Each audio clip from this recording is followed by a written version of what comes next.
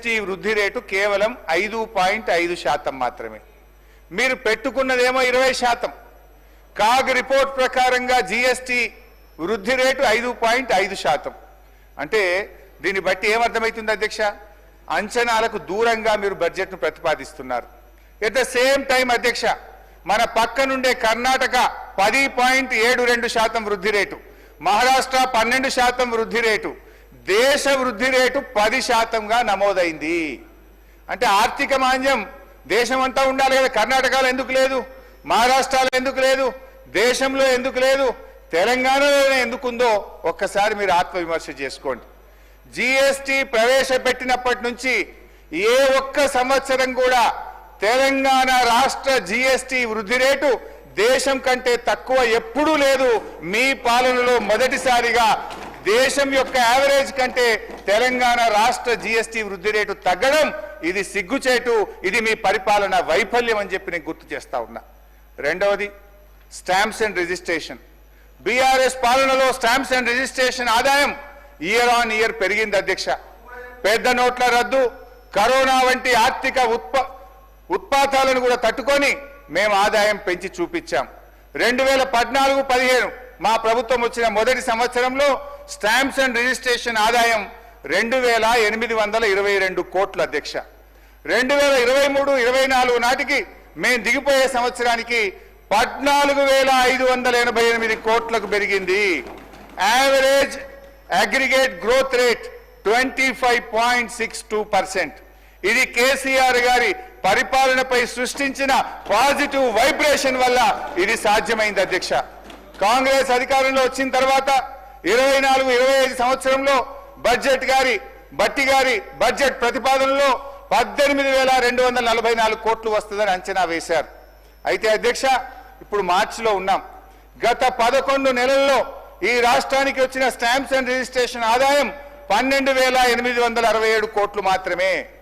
ఈ నెల కలుపుకున్న అది 14,000 కోట్లు దాటదు. అంటే ఏమైంది అధ్యక్ష? పోయిన సంవత్సరం బీఆర్ఎస్ పాలనలో వచ్చిన దానికంటే కూడా స్టాంప్స్ అండ్ రిజిస్ట్రేషన్ లో తక్కువ ఆదాయం వస్తుంది. నెగటివ్ గ్రోత్ రేట్ నమోదైంది. మీ అంచనాల కంటే దాదాపు 4,000 కోట్ల రూపాయలు ఇవాళ ఆదాయం తగ్గిందంటే మీ అంచనాలు తప్పినాయి. మీ పాలనలో ఎక్కడో లోపం ఉంది. ఒక్కసారి ఆత్మవిమర్శ చేసుకోండి అని చెప్పి మనవి చేస్తా ఉన్నా. ఎట్ ద సేమ్ టైం అధ్యక్ష, పక్కనుండే రాష్ట్రాలు కూడా ఒక్కసారి చూస్తే తమిళనాడు వాళ్ళ అంచనాల్లో 90% రీచ్ అయింది, మహారాష్ట్ర 93% రీచ్ అయింది, కర్ణాటక 85% రీచ్ అయింది. కానీ తెలంగాణకు వచ్చేసరికి అంచనాల్లో 77% మాత్రమే రీచ్ అయ్యాం. అంటే ఆర్థిక మాంద్యం ప్రపంచంలో లేదు, దేశంలో లేదు. మీ బుద్ధి మాంద్యం ఉన్నది, మీ ఆలోచనలో మాంద్యం ఉన్నది అనేది మీరు అర్థం చేసుకోవాల్సినటువంటి అవసరం ఉంది అధ్యక్ష. అట్లే వెహికల్ సేల్స్ 2023-24 ఆర్థిక సంవత్సరంలో మా పాలన ఉన్నంత వరకు వాహనాల అమ్మకాలు జోరుగా సాగాయి. 2024-25 ఆర్థిక సంవత్సరంలో ఏప్రిల్ నుంచి నవంబర్ వరకు జరిగిన వాహనాల అమ్మకాల గ్రోత్ రేట్లో తెలంగాణ -0.08% తగ్గిపోయింది. ఇదే సమయంలో ఆంధ్రప్రదేశ్ +12%, తమిళనాడు +32%, కర్ణాటక +8%, మహారాష్ట్ర +12%, కేరళ +10%. అన్ని రాష్ట్రాలేమో పెరుగుతుంటాయి, తెలంగాణలో మాత్రం వాహనాల అమ్మకం తగ్గిందంటే ఇది దేశం మొత్తం ఆర్థిక మాంద్యం లేదు, తెలంగాణలో పరిపాలన వైఫల్యం వల్ల తగ్గుతుంది. జీఎస్టీ వృద్ధి రేటులో తగ్గుదల, స్టాంప్స్ అండ్ రిజిస్ట్రేషన్ ఆదాయంలో తగ్గుదల, వాహనాల అమ్మకంలో తగ్గుదల. దీనికి ఆర్థిక మాంద్యమా కారణం అధ్యక్ష? ఒక్కసారి ఆత్మవిమర్శ చేసుకోండి, గుండె మీద చేసుకొని ఆలోచించండి. పక్క రాష్ట్రాలకు లేని ఆర్థిక మాంద్యం తెలంగాణకు మాత్రమే ఎందుకు వచ్చింది? ఈ తగ్గుదలకు ఆర్థిక మాంద్యం కారణమా, పరిపాలన వైఫల్యం కారణమా? ఒక్కసారి మీరు ఆలోచించుకోండి. నేను చాలా బాధగా చెప్తున్నాను, ముఖ్యమంత్రి గారు ఇస్తున్న నినాదం Telangana rising. Where is it rising అధ్యక్ష? Where is it rising? I'm asking అధ్యక్ష. GST growth rate down, stamps and registration revenue down, vehicle sales is down. ఇది అధ్యక్ష. నేను ప్రయత్నం చేసిన అధ్యక్ష, ఏంది మేము ఉన్నప్పుడు ఎందుకు పెరిగింది, మరి కాంగ్రెస్ వచ్చినాక ఎందుకు తగ్గింది? మేము కొద్దిగా ఆలోచించే ప్రయత్నం చేసినాం, ఆర్థిక రంగ నిపుణులతో అడిగే ప్రయత్నం చేసినాం. మేధావులతో చర్చించే ప్రయత్నం చేసినాం. మేము అర్థం చేసుకునే ప్రయత్నం చేస్తే అధ్యక్ష మాకు తోచినాయి. వీఆర్ సజెస్టింగ్ కరెక్షన్ చేసుకుంటే మంచిది, లేదంటే మీ ఇష్టం. మేము చెప్పడం ప్రతిపక్షంగా ఈ రాష్ట్రం మేలు గురించి చెప్పే ప్రయత్నం చేస్తున్నాం అధ్యక్ష.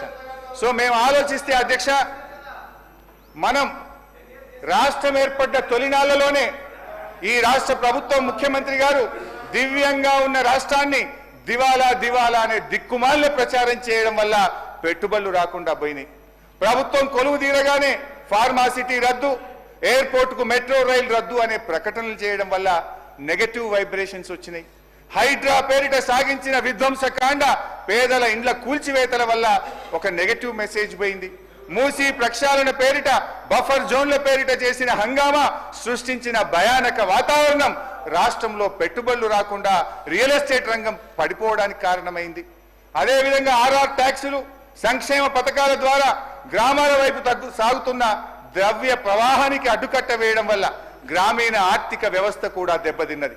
రైతు బంధు ఇవ్వకపోవడం, పంటల కొనుగోలు పూర్తిగా చేయకపోవడం, పింఛన్లు పెంచకపోవడం, కేసీఆర్ గారు ఇచ్చే పెన్షన్లలో కూడా 2 నెలలు కోత పెట్టడం, నీళ్లు ఇవ్వక పంటలు ఎండగొట్టడం, చెరువుల్లో చేప పిల్లలు వదలకపోవడం, గొర్రెల పంపిణీ నిలిపివేయడం, గ్రామ పంచాయతీలకు నిధులు ఇవ్వకపోవడం, ఉద్యోగులకు పీఆర్సీ డిఏలు చెల్లించకపోవడం, రియల్ ఎస్టేట్ కుప్పకూలడం, ఇలాంటి కారణాల వల్ల ప్రజల కొనుగోలు శక్తి తగ్గుతూ ఈ రాష్ట్రం యొక్క ఆర్థిక మాంద్యం వైపు అడుగులు పడతా ఉన్నాయి అధ్యక్ష. భట్టి గారు తన ప్రసంగంలో నిజాలు ప్రచారంలో ఉండాలి, లేదంటే అబద్ధం నిజంగా మారి రాష్ట్రాన్ని, దేశాన్నే కాదు ప్రపంచాన్ని కూడా నాశనం చేస్తుందని తన ప్రసంగంలో చెప్పారు అధ్యక్ష. నేను వారి మాటలతో ఏకీభవిస్తున్నాను. నువ్వు రోజు అబద్ధం ఆడితే అది నిన్ను రేపు కూడా అబద్ధం ఆడే దుస్థితికి తెస్తుందని శ్రీశ్రీ గారు చెప్పినటువంటి మాటను ఒక్కసారి నేను భట్టి గారికి చెప్పదలుచుకున్నా అధ్యక్ష. ఎందుకంటే అధ్యక్ష, మీరు అదే పనిగా చేస్తున్న అబద్ధాలను పటాపంచలు చేసి సత్యాన్ని చెప్పదలుచుకున్నాను. 10 ఏళ్ల కేసీఆర్ పాలనలో తెలంగాణ భద్రం అనేది నిజం, ఛిద్రమైందనేది అబద్ధం. ఆర్థిక వ్యవస్థ గాడి తప్పడం అబద్ధం, బలోపేతమైందనడం నిజం. 10 ఏళ్ల పాలనలో ఆర్థిక అరాచకత్వం అన్నది అబద్ధం, ఆర్థిక స్థిరత్వం సాధించిందన్నది అసలు నిజం. దివాలా తీసిందన్నది అబద్ధం, దివ్యంగా ఉన్నదన్నది నిజం. కేసీఆర్ గారు సంపద పెంచింది నిజం, ప్రజలకు పంచింది నిజం. 2013-14లో 4,50,000 ఉన్న జిఎస్డిపి 9.5 ఏళ్లలో 15 లక్షల కోట్లకు పెరిగింది. ఇది అక్షర సత్యం.